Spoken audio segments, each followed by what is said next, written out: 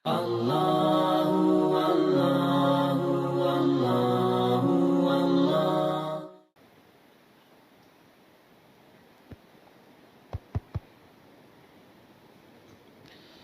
أعوذ بالله من الشيطان الرجيم.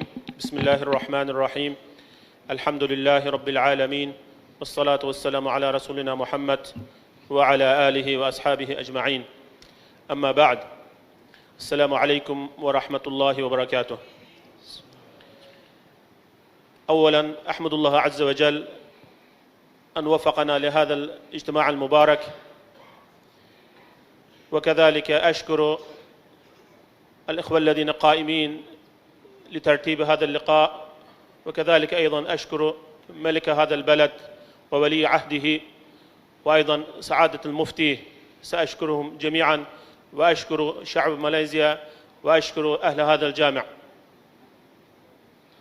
Menghadap ke bawah duli yang teramat mulia, Tuanku Raja Muda Perlis.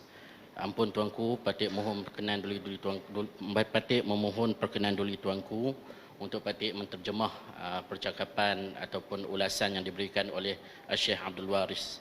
Baik, pertama kalinya Syekh mengucapkan berbanyak syukur kerana pada malam ini Syekh dapat bersama dengan kita semua, dapat bersama dengan Duli yang teramat mulia, Tuanku Raja Muda Perlis, dapat bersama dengan para ahli jawatankuasa masjid dan juga yang utamanya bersama dengan rakyat Perlis. Dan Syekh berterima kasih kerana pada malam ini kita dapat menganjurkan satu program untuk memberikan penerangan berkenaan dengan permasalahan Uyghur. كما تعرفون، نحن شعب الأيغور، شعب تركستان الشرقية، نعيش تحت احتلال الصيني منذ عام 1949.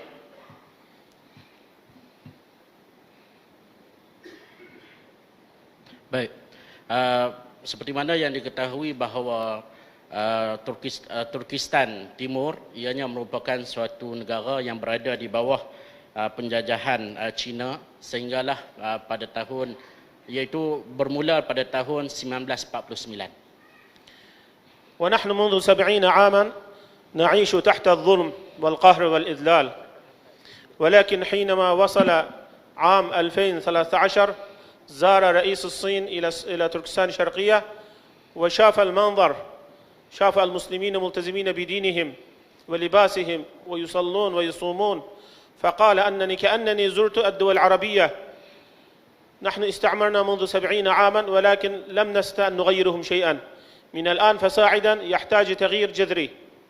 Baik, selama mana kerajaan negeri China memerintah Uyghur, iaitu selama 70 tahun, yang mana setelah mana tibanya tahun 2013 apabila pemimpin mereka datang ke negeri Uyghur, maka didapati bahawa keadaan masyarakat Uyghur pada waktu itu berpegang kepada Islam.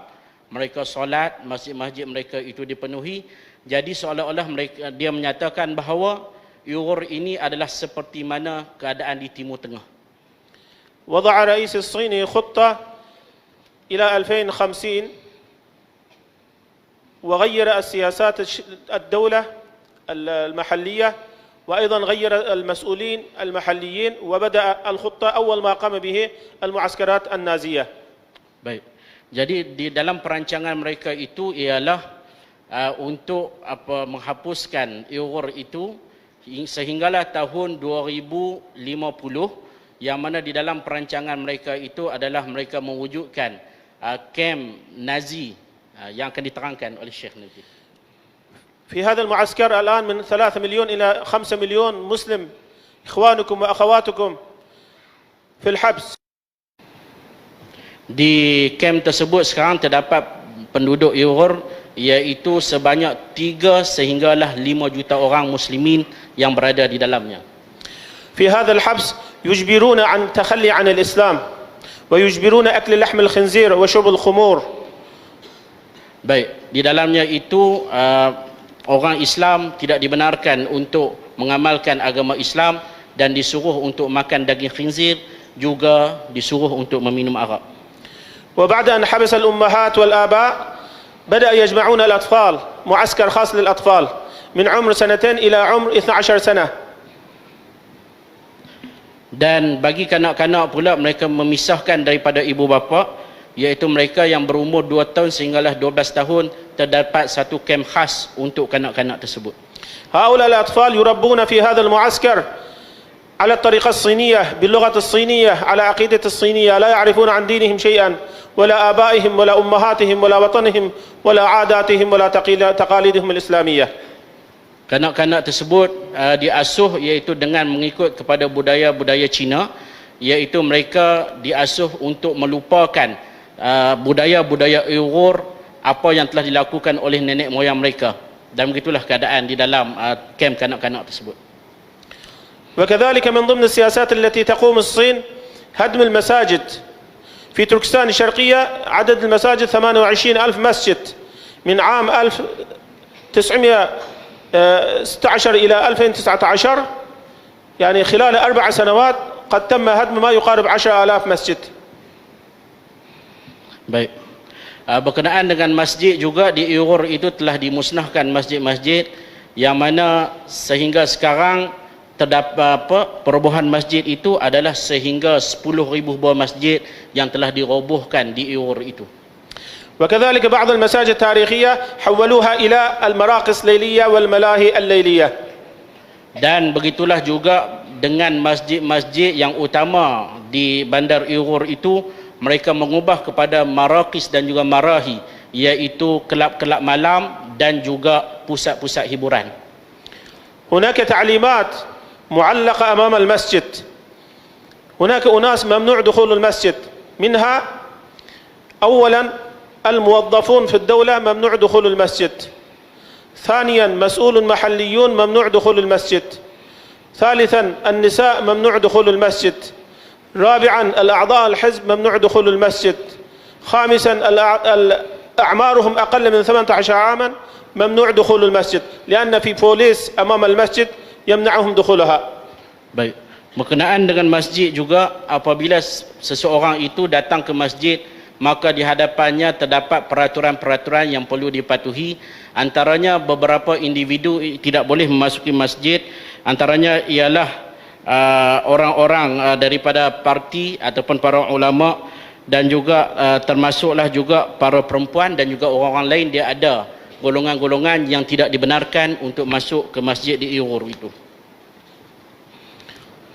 وكذلك للذين يدخلون مسجد يعطوا كارت خاص لدخول المسجد، إن لم يكن لديها هذا الكارت لا يستطيع يدخل المسجد نهائيا.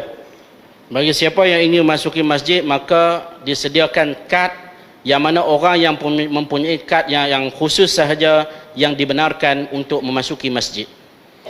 وكذلك يجمعون المسلمين في نهار رمضان المبارك، يجبروهم أن يشربوا الخمور والكحوليات حتى يختبرونهم هل هم صائمين أم لا.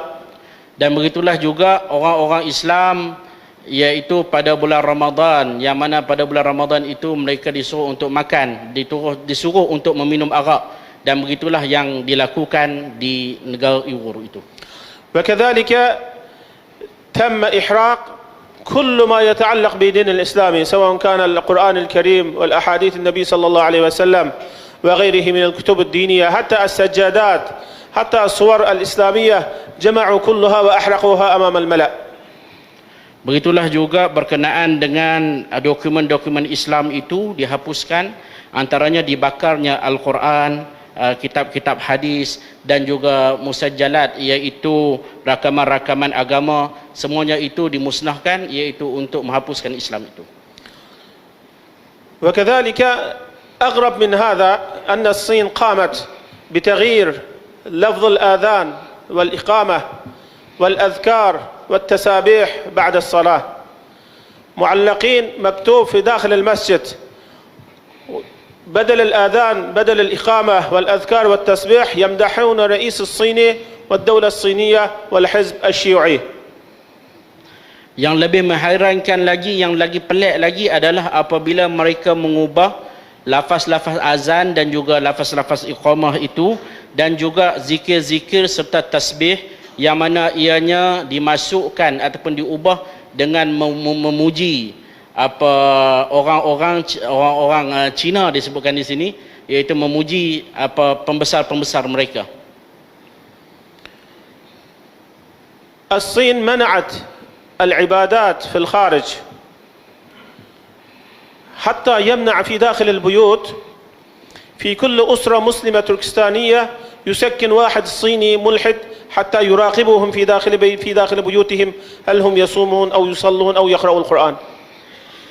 Yang mana mereka ini juga melarang daripada orang-orang Uyghur ini melakukan ibadah di dalam rumah-rumah mereka, sehingga kan diletakkan seorang daripada orang Cina di dalam rumah tersebut untuk memerhatikan sama ada mereka melakukan ibadah salat, mereka berpuasa dan sebagainya. Allah